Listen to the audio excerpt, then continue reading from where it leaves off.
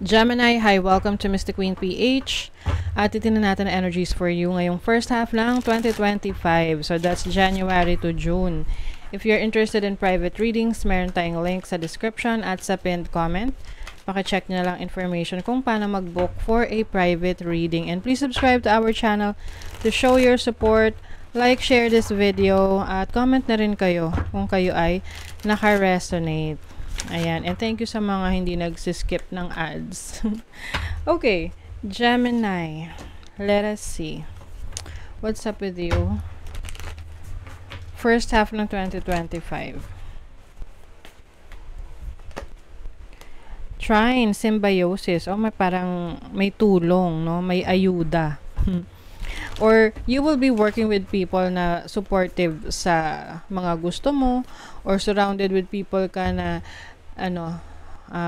naniniwala sa kakayanan mo. You have energy ng Sagittarius. So this is exploration. So if you have a business, maaring may mga plans ka of expanding your business, growing your business.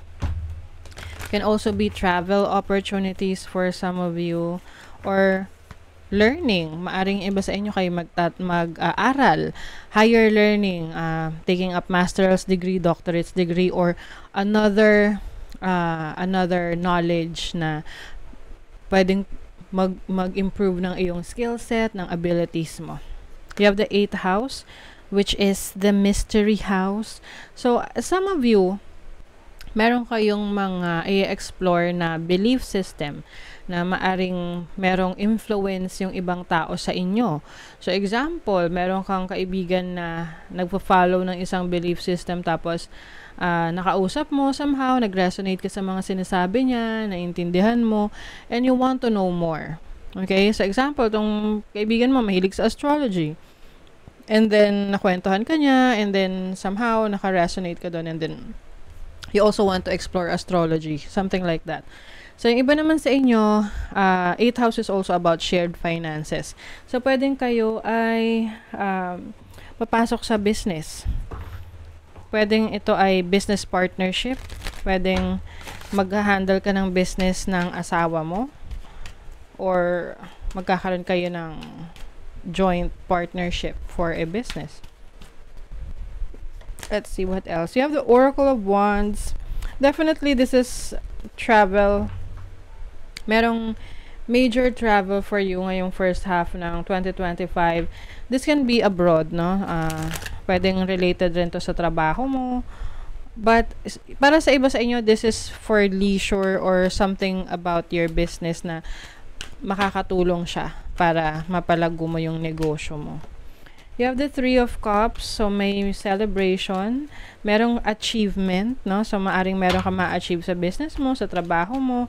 This is also about connecting with others. So, maaring iba sa'yo, nagpapalawa kayo ng inyong connection, ng inyong network. You will gain new friends, new acquaintances.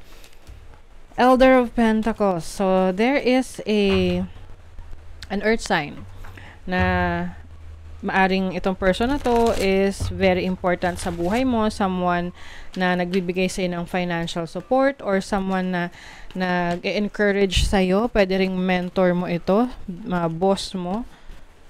You also have the 6 of Swords, so this is moving on, moving forward, moving to a new direction. So for some of you, pwedeng meron kayong, there's some sort of exploration about a business or related sa finances. So, pwedeng meron kayong aaralin na, let's say, for example, stock market. Gusto mong matutunan paano mag-invest sa stock market, or paano mag-trade ng, sa cryptocurrency, paano yung mga proseso doon. So, you are learning a lot. You also have the 4 of Swords. This is taking a rest. Maaring ring meron ka ring time, energy to relax and take a rest. Pwedeng ito ay vacation sa malayong lugar. And this is also about healing. So for some of you, pwedeng merong ending of a situation in your life na medyo naapektuhan ka, and yung pamamaraan mo para mag-cope nun, kumbaga yung coping mechanism mo is to travel or to just lay low at manahimik muna.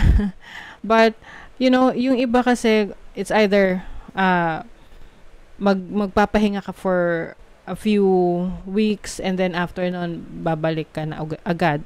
Or pwede namang yung tipong mas gugustuhin mong mas marami ka nakakausap, ganon. So, depende, no? Iba-iba kasi mga coping mechanism. But, what I'm seeing for you, hindi mo aalisin yung pagbabakasyon or just taking a break or taking a rest. And then, after nun, balik ulit. Come back stronger ang atake, diba? Oo. So, let's see what else. May mga worries. I think, yung iba sa inyo nag-aalala kayo sa bagong experience na ipupursue ninyo eh. This can be a new job, a new career, or yung iba sa inyo, first time ninyo to travel, na mapapalayo kayo sa family ninyo, pwedeng mag-abroad kayo for work, for a career. So, may mga pag-aalala. Actually, kasi yung pag-aalala, minsan di na talaga maaalis yan eh. No? Lalo na kung hindi ka familiar sa pupuntahan mo, or, sometimes, you just don't feel like hindi mo lang maramdaman yung security. But hindi naman kasi siya makakatulong, no? There are a lot of ways para matanggal yung anxiety, yung pagiging nag-aalala. Oo. So, number 1 na makakapagtanggal ng pag-aalala nyo is to pray. Magdasal kayo, no? Yun yung feeling, yung faith, yung paniniwala mo na everything will be all right. 'Di ba? Yun yung magbibigay sa iyo ng comfort. Meron mga bagay na hindi clear about you and a water sign. So, pwedeng this is Cancer, Scorpio, Pisces. You may be dealing with someone, pwedeng friend, pwedeng family member, or a romantic person na meron kang hindi naiintindihan sa kanya, or parang may conflict sa paniniwala ninyo or sa mga ginagawa nyo para sa isa't isa. You're also going to reassess your situation with that person, no? Kung willing ka pa na, i-extend yung connection mo with this person. Let's say, isang kaibigan na parang hindi mo na maintindihan kung ito bang kaibigan na to is totoong kaibigan mo or nandyan lang siya dahil meron siyang kailangan sa'yo. Diba? So, you are reassessing the connection. And then, you have new moon within 1 to 3 months. Okay. Within 1 to 3 months, maaring ito yung experience ninyo with someone. Na parang, there's some sort of feeling na parang may mali or parang hindi na kayo in alignment, no, ng taong to. Na you feel like meron na siyang ibang gustong gawin sa buhay niya or parang hindi ka niya naiintindihan for some reasons. So, yeah, this can be romantic connection din. Magkaiba na kayo ng priority sa buhay. So, paano na mag-move forward yung relationship ninyo? So, you're going to reassess kung handa kang mag-adjust, willing ka na maghintay, or you will move on. You are the image maker. What you focus on manifests. What thought pattern do you need to shift? Ayan. So, yun. Ito yung pag-aalala. Yung iba sa inyo, di ba, kung mahilig kayo mag-alala, mag-overthink ng mga situation, yun yung kailangan yung i-release. Kasi, most of the time, no, kapag doon tayo nagpo-focus sa mga pinag-aalala natin, minsan nangyayari talaga siya, no? Oo. So, what you focus on manifests. So, ito yung very crucial for you. Kung saan nyo ifo-focus yung attention ninyo ngayong first half ng 2025. Kasi maaring yun yung ma-manifest nyo, yun yung mangyari, yun yung ma-accomplish ninyo. So, pay attention, okay, sa mga ginagawa nyo, mga iniisip ninyo. The universe rewards motion. What guided action can you take today? Ayan. The universe rewards motion. Ang ganda nito. Yung sabihin yan, kung ikaw ay nagtitake ng action sa mga plano mo, sa mga gusto mong ma-achieve, then definitely, the universe will show you the way. Kasi willing ka na humakbang.